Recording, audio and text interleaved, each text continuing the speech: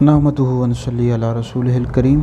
کشمیر سے ہمارے پاس ایک سوال آیا ہے کہ ایک صحابی رسول تھے حضرت سیدنا علقمہ رضی اللہ تعالیٰ عنہ، تو کچھ بعض خطباء یعنی خطیب لوگ اس طرح کا واقعہ بیان کرتے ہیں کہ انہوں نے اپنی والدہ کی نافرمانی کی تھی اور وہ اپنی والدہ پر اپنی بیوی کو ترجیح دیا کرتے تھے، اور جس کی وجہ سے ان کی والدہ ان سے ناراض تھی، اور جب ان کا موت کا وقت آیا تو ان کی زبان پر کلمہ طیبہ جاری نہیں ہوا۔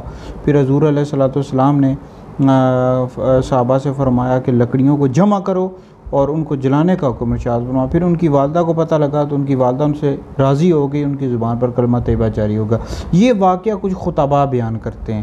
تو یہ سوال یہ آیا کہ مفتی صاحب کیا یہ واقعہ درست ہے؟ یعنی بھائی یہ جو واقعہ ہے بہقی دلائل النبوہ شعب الایمان میں بیان کیا گیا ہے، لیکن یہ جو واقعہ ہے یہ من گڑت ہے، یہ درست نہیں ہے، اس کو ہرگز بھی بیان نہیں کر سکتے۔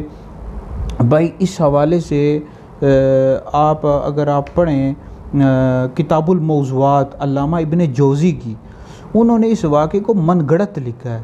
اسی طرح امام حاکم فرماتے ہیں اس حدیث کا، اس روایت کا جو ایک راوی ہے فائد العطار، وہ متروک الحدیث تھا۔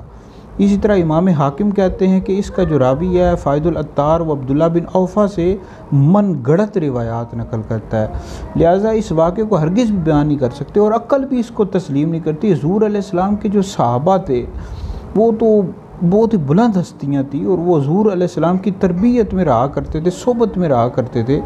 وہ کس طرح ہو سکتا ہے؟ اس کو عقل بھی نہیں مانتی کہ اپنی والدہ کی نافرمانی کیا کرتے تھے، معاذ اللہ۔ یہ کس طرح ہم صحابہ سے تصور کر سکتے ہیں؟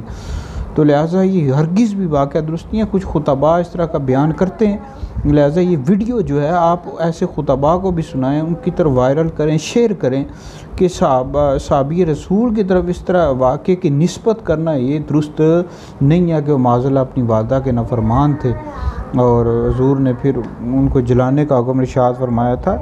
تو لہٰذا یہ ہرگز بھی واقعہ درست نہیں ہے، اس کو ہرگز بھی بیان نہیں کر سکتے۔